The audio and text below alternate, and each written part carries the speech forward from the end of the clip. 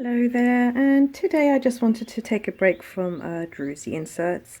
So I found this. This usually held, I think it is 4 coasters, and they were really awfully ugly. So I threw those out and I thought I'd love to make a replacement for this. So I have found myself a mold that I already have. This is a homemade mold that fits this diameter. So I'm going to attempt to play around with some mica powder and some glitter and come up with something very similar to this. It's this gorgeous glittery blue, midnight blue black kind of glitter. I just thought it was really pretty, and I thought I would put this to use rather than throw it away. So I've leveled my table, and this is really important. I don't level my coasters, I level the table. So this is just a board. It's actually an old shelf off one of my cupboards. The cupboards were thrown away and I kept all the shelves. I have put it down onto my regular table, which is never level. I mean, it's very hard to level regular tables. And what I have done is I have taken a little bit of plasticine or Play-Doh or something soft, and I've placed 2 rounds like this on all 4 corners. I have then placed my shelf down. Then I've put my spirit level on, and then I have pushed on all sides until both of these are level. I am going to attempt to use 3 products today, just 3 little simple products. It's some holographic black. It's my big box of arty glitters, which I absolutely love. There's almost every colour in there, and this is, as it is, so similar to that honestly I don't even think you could tell the difference. I am, however, going to add a touch of blue to this just to make it more sort of midnight blue, and then I just love this periwinkle glow, and I'm going to add that for the other half. So I'm going to do kind of like a moon effect. You could call it galaxy. Actually, let's call it a galaxy because it is going to kind of look like a starry night when I've finished. So to measure the volume for each of these molds, I am going to use this app, and I will list it down below for you. You can choose between millimeters, centimeters or inches, and also cubes or cylinders. This is a cylinder. I have inputted in the diameter and the fill height, and over here you would have to put your resin ratio. Click on that and it will give me the total. I'm using grams, but there's the other volumes for you. Total of grams, and then it's calculated the resin and the hardener amounts. For this technique, when using glitter, you will actually need to do a top coat on it, because what happens is that the glitter will float to the top and you will have sort of like a little bitty residue. So I'm going to do this in halves. So I'm going to just fill up halfway up, so I will divide that calculation by 2 and just make up that amount of resin. Okay, let's get the gloves on. I've mixed up my resin and I have only done half, so I thought this would be easier since we're doing 2 layers. It would be easier to calculate. So I've only made up 70 grams. Remember, one of these was 70 grams and one of these was 70 grams. So if I've made up half of that, which is 70 grams, I will know that I will need another 70 grams just to do the 2 top coats. So I'm sure you know this trick, but if you've got some low-tack sticky tape, you've got little bits of fluff, and in my case lots of glitter, there's loads of glitter, just use that and it will come off. You don't want to scratch your molds. So my resin's all mixed up. I am now going to add my glitter, and I'm going to open it up for this because I'm going to need quite a lot. And I'm going to literally need 50% of both. I'm going to do a little fun pour.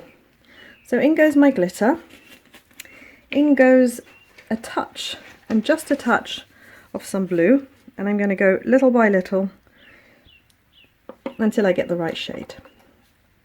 In the other one I am going to be putting some of the periwinkle glow, and that's just going to be periwinkle glow, and this is kind of like a iridescent bluish, purplish, white it gives you at the end, and it's lovely. So I'm gonna put in a fair bit of that. I want it to be quite dense and almost, it's very opalesque actually. It's one of my favourites. So this is a really easy technique, and this is why it's perfect for beginners.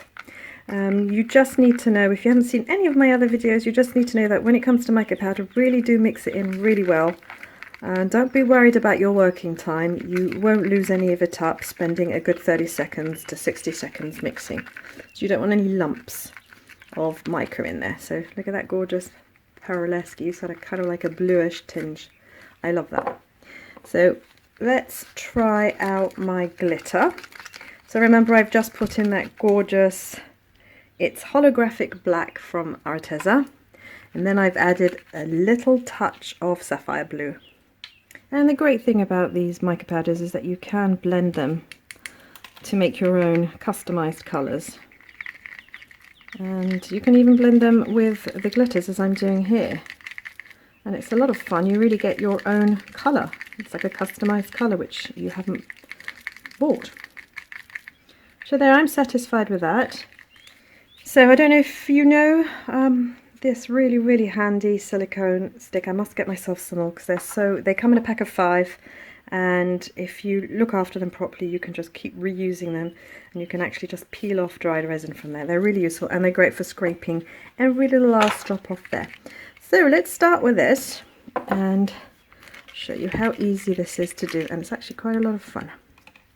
So put all that to the side. Take both of these in your hand, and then from one end and to the other at the same time, just pour. Hard to kind of coordinate, but eventually you will manage. So I'm going to stop there, just in case I haven't got enough for the other one. And I'm going to do the same here. So I'm just going right and left because I want them to be kind of like a moon shape, as irregular as I can. I'm going to try and put as equal amounts in each. That way I know how much top coat I need. And there you've got an instant moon effect. Well, that's really given me a moon effect there. This one might need to be coaxed a little bit. Yeah, like that. Why not? So I'm going to use this really handy spatula and just scrape off the last bit there. You can see how it just scoops everything up. I love it. So now I do give it 1 or 2 zaps with one of these torch lighters. Okay, so this is really low. I put it on the lowest flame, and I'm just going to pop any bubbles that I see. Now, because this is the layer underneath, it doesn't really matter if there are any bubbles that come up to the surface. You can kind of let yourself go for this layer and just let it be, because the top coat, the clear resin top coat, will kind of rectify all those problems. Okay, so let this dry overnight and we'll be back in the morning. So these two have cured just overnight, and you can tell if I bring it up to the light, you've got that gorgeous glitter, but if I shine the light on it, you can see it's got a sort of a bitty residue there, whereas this one is nice and soft and shiny, as you would expect resin to do. And this is why I like to do a top coat. I mean, this isn't horrible the way it is, but I do think it will look nicer with a nice shiny top coat layer. I am going to take this opportunity before doing a top coat to embellish this with a little gold foil. I'm going to leave this one the way it is because I like the way it really does look like a starry night, and some of this black has gone into the white and I think it looks fabulous. So before I do the top coat, I'll get on with the foiling. So to apply the gold foil, I am using this gilding paste, and if you haven't seen that video where I give you a demonstration on how to use these gilding pastes, I will link it up there and down below for you. Choose myself a brush. I'm going to dip in my brush. I am going to paint on my design. I want a nice abstract kind of border between the two lines here, just like that. And then this will have to dry, and this particular brand takes just 15 minutes. So I'll come back once that milky liquid gilding paste has turned completely transparent and is tacky. I like to always rinse out my brushes straight away so that you don't dry them out with that gilding paste, and then you can reuse this. So I've lost some film there. I'm a bit annoyed about that, but this has now dried. And I have got some Deco foil. It's double-sided and all of the gold is underneath and not on the top. On the top is a layer of plastic film. So if you push down that side, nothing will come off. All of the gold is underneath. So, nice side up. And the best way to do this is just to push down and it will lift off. So I'm afraid my camera timed out and I've done the other two, but I've just done that exactly the same way, push down and up. I find that's the best way rather than scratching. I think these look a bit like a comet flying through the sky. So that's just a little bit of fun, kind of like a chrome-like gold effect in the sky. I just think it looks lovely.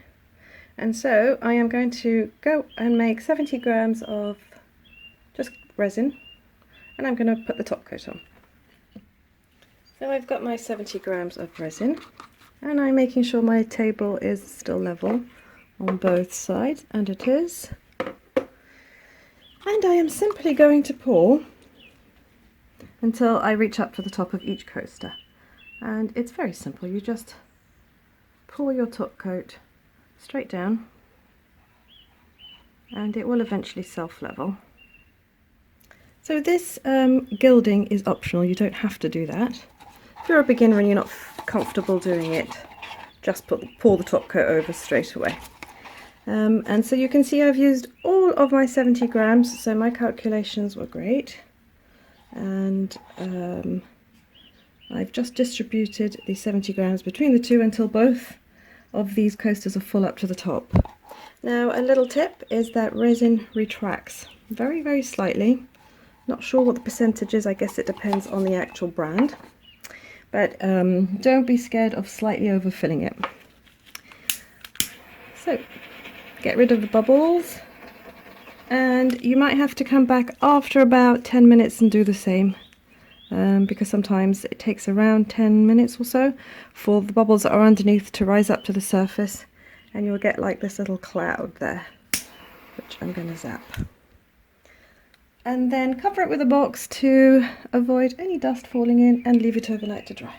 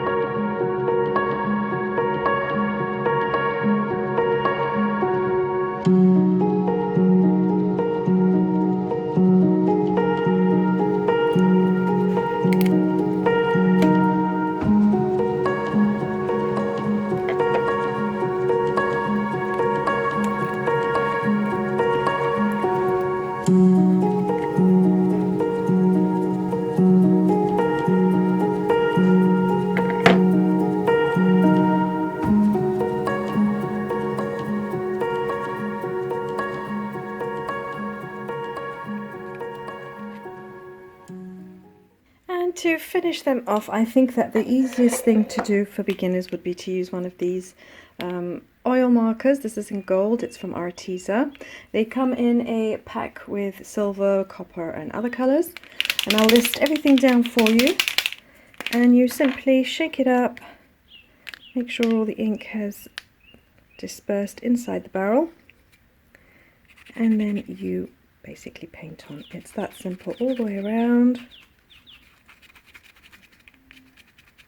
And if you wish, you could do a little varnish, a coat of varnish, an acrylic based varnish will do, or an oil based varnish, whichever you can find.